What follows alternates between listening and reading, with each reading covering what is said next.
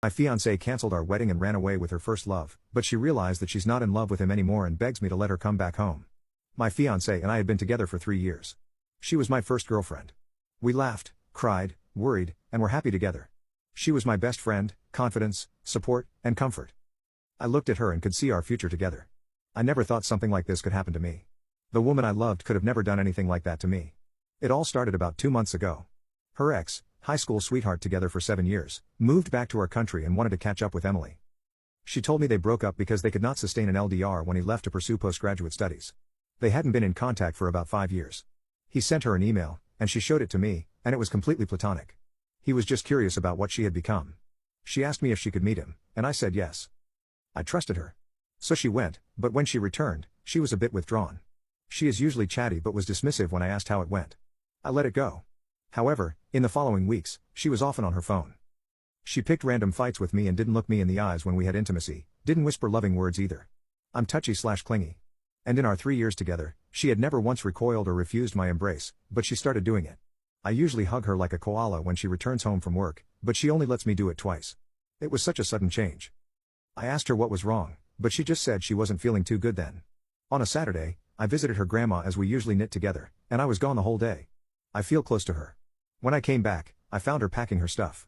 My whole world fell apart. She was being so cowardly. She told me she was sorry for making me suffer like this, but sometimes life gives you a second chance, and you have to recognize it for what it is. She loved me but realized we weren't the same when she met her ex. She said she regretted letting go of him, that she had found herself again. It had been a difficult choice for her, but she had to take this chance. Her ex wanted her back. He had realized what he had lost and risked losing for good when she told him she was getting married. She refused him initially, but as time passed and they talked together, her old feelings returned. She hoped I would forgive her one day and understand. I cried as she was talking. It sounded stupid, but it was like a stranger in front of me. She said she would still pay rent and part of the bills until our lease was up and I could find another place. She makes a lot more than me, and I couldn't afford to live in our apartment alone. I begged her not to make this mistake, that she was being fooled by an idealized memory of their past together, that she was having cold feet. But she was like a wall. She didn't even look at me. At about 10 p.m., a truck was outside with one of her friends waiting for her. She came to help her move.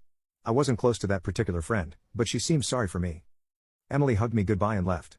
I hadn't cried that hard in years. I slept in our spare room, not to feel the emptiness of our room with her things gone. I sang to the deepest pathetic and tried to call her, but it went to voicemail.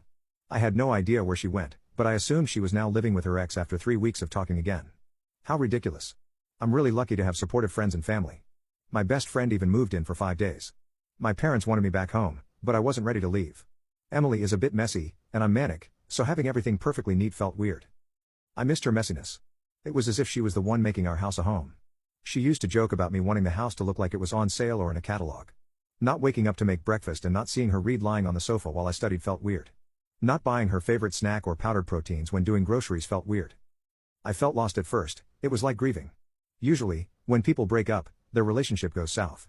But to me, it came out of nowhere. I still loved her. I was still planning the wedding and working on my side to build our future together. It was all gone in a day.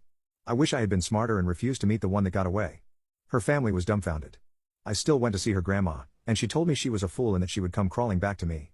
She was the first person who managed to make me laugh. Her mom, my mom, and I started making calls to cancel all reservations.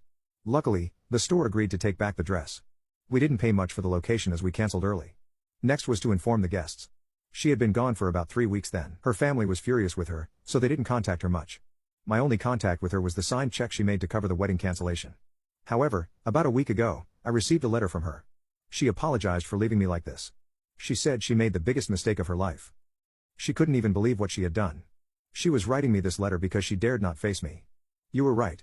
I was running after a perfect relationship that had never existed. I regret it so much. I thought I was in love with him, but I was in love with what he represented.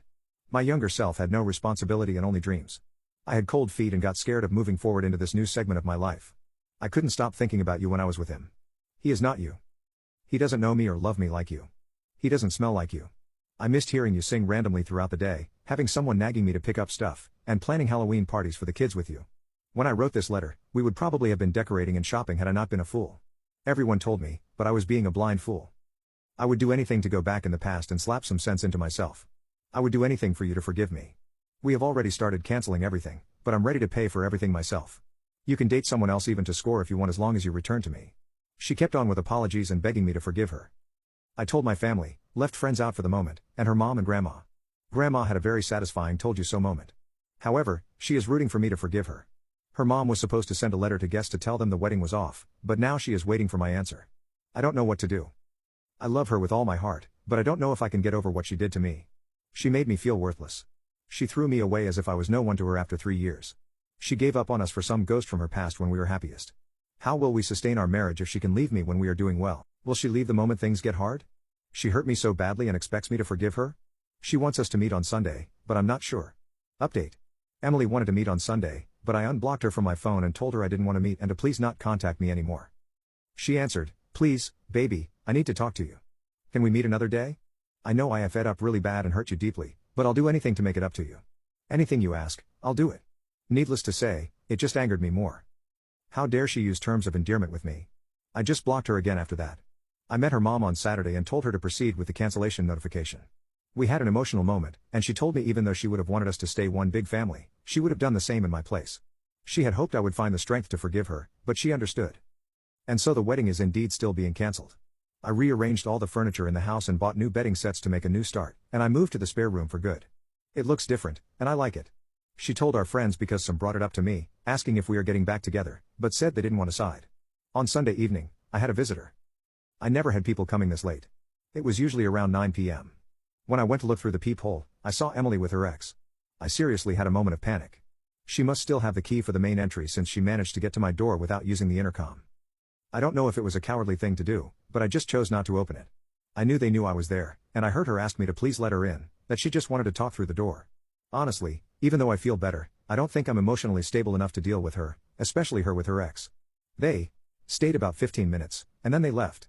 I thought she would get the message, but they came again yesterday around the same time, and I didn't open it again. They waited even longer. I know I'm not being an adult, so now I don't know what to do. I feel nervous in my own house because I dread the moment they return.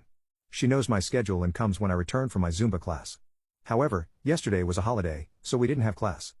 I'm afraid she will return, and I don't think I can face her.